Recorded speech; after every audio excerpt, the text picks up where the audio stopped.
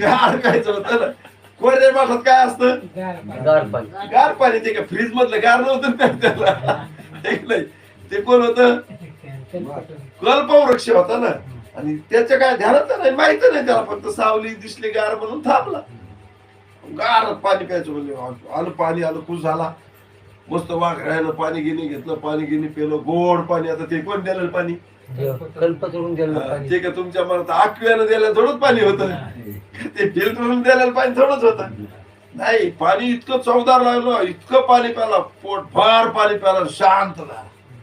हा, आता चांगलं वाटलं बाबा. उन्हाचा पारा होता, दुपारचा टाईम, चालत आलेला, पाणी नाही कुठं, काय नाही, आणि ते पाणी मिळालं. कसं वाटलं असेल त्याला? फ्रेश झाला. फ्रेश झाल्यावर थोडा वेळ बसला म्हणजे आता खरं तर आपण घरून सकाळी जेवण निघलो होतो, आता भूक लागली आणि बी झाली आहे की नाही. जर जेवायला असतं तर मस्त